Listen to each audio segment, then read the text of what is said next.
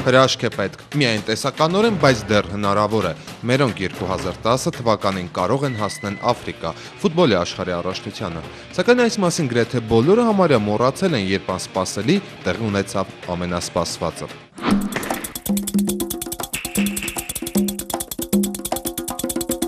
Ես մտադիր եմ նոր քայլեր ձեռնարկել հայ-թուրքական հարաբերությունները խթանելու ուղղությամբ։ Ամենայն հավանականությամբ ես կհրավիրեմ մոտորերս Թուրքիայի նախագահին այցելել Հայաստան, որպեսզի մենք միասին դիտենք Հայաստան-Թուրքիա ֆուտբոլային մատչը։ Երանի այսպես լիներ գլխավոր խաղին։ Սա ընդամենը գլխավոր հանդիպման նախերգանքն էր, երբ մարտի բռնվեցին երիտասարդները։ Հայաստանի ու Թուրքիայի հավաքականների հանդիպման ավարտը անակնկալ էր, հաճելի անակնկալ ֆուտբոլասերների եւ չափազանց տհաճ Հրազդան մարզադաշտի համար։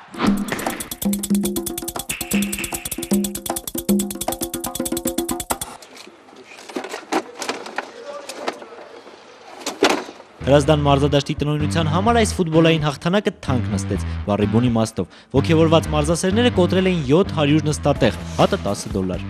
Ուրախության արտահայտելու 1000 մի ձև կա, արտադիր չի բարձրանալ աթոռի վրան ու պատորը ջարդել կամ քացով խփել աթոռը ջարդել։ Իրանք իրանց տանը տեսփան կան։ Սա ընդամենը սկիզբն էր, սեփական հարկի տակ Թուրքիայի ազգային հավաքականին ընդունելու համար նախկինում կիսափուլ հայկական Հրազդանը ծունինգվեց։ UEFA-ի ներկայացուցիչը ասաց, որ ինքը գոհ է, գերազանց է գնահատում մեր կատարած աշխատանքը։ Հայ-թուրքական գլխավոր խաղին սկսեց նախապատրաստվել ոչ միայն Հրազդանը, այլև կառավարությունը ու թվում էր, թե ամբողջ աշխարհը։ Քաղաքական համատեքստում այս ֆուտբոլը խաղարարար նշանակություն ունի։ Բրեմեն Ավասի։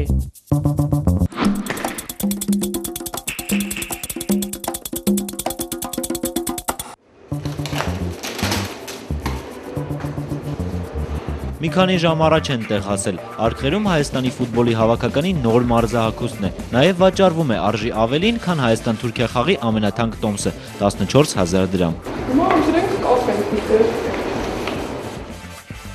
Գույները գնահատեցին, սակայն բոլորի ուշադրությունը շեղեց մեկ այլ բան։ Նոր մարզահագուստի կրծքին նոր Արարատը հանված Հայաստանի ֆուտբոլի ֆեդերացիայի թիմանշաններ։ Լրագրողները հետաքրքրվեցին, գուցե թուրքական կողմի պահանջով է փոխվել։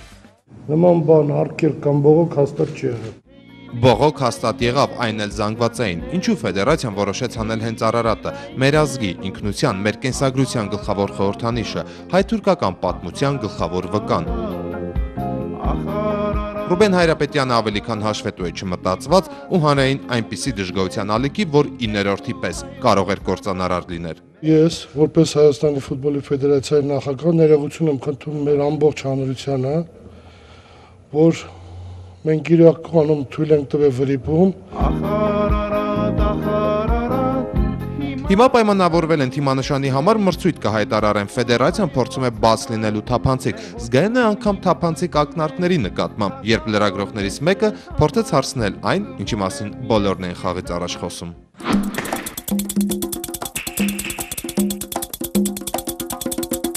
Կոնկրետ կարճ, ուզում ես ասես, պայմանավորված խաղ խաղանք, բացառված բան չի կարող։ Ոնց կարող է պատահի նման յան հարկող երկիրը տենց բանի մեջ կմտնի երբևիցե։ Թուրքիայում էլ արևելյան ճկունությունը այդքան ճկվել չէր կարող, պայքարը մնում է պայքար, հատկապես հայերի ու թուրքերի միջև, առավել ևս Եվրոպայի առաջնությանը բավական հաջող մրցապայքարից հետո։ Եթե նայենք Եվրոպայի առաջնության արդյունքներին, Թուրքիայի հավաքականը գուցե առավել շահեկան վիճակում կարող է համարվել, բայց Եվրոպայի առաջնության ընտրական փուլում երևաց, որ Հայաստանն այլևս Եվրոպայի դյուրին կերպով պարտվող մրցակիցների թվին չի կարող պատկանել։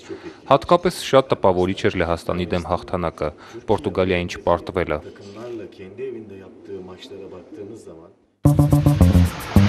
Հայաստան-Թուրքիա խաղը երկու երկրների միջև հարաբերությունների նորմալացմանը ուղղված սիմվոլիկ ժեստ է։ New York Times։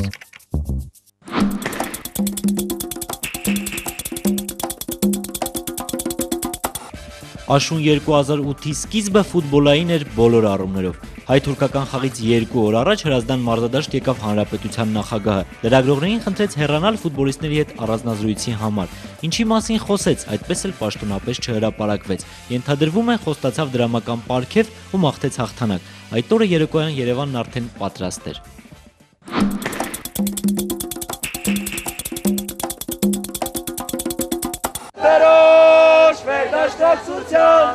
Ծածավեց սրտեր, բռնականության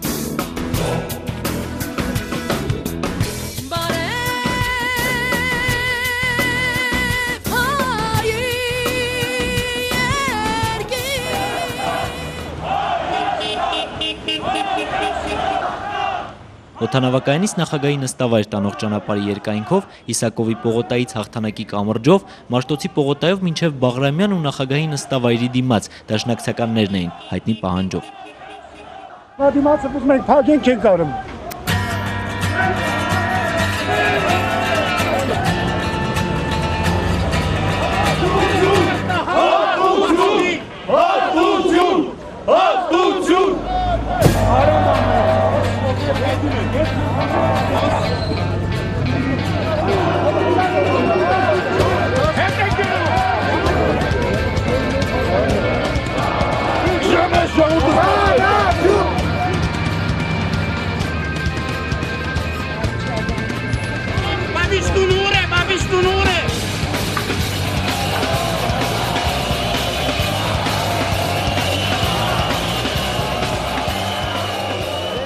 Նախագահականի ներսում օրներքեր չհնչեցին, որովհետև դիվանագիտական հարաբերություններ դեռ չկան։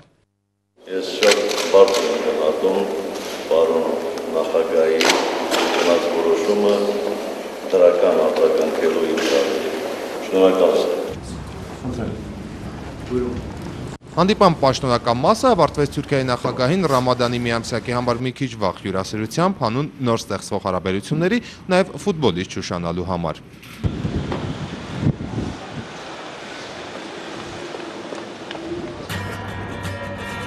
Այդ ընթացքում ցուցարարները հասցրին տեղափոխվել Ծիծեռնակաբերդ, հսկելու ու ջահերով լուսավորելու Հայոց ցեղասպանության հուշահամալիրը։ Ամեն ինչ հարթ չանցավ։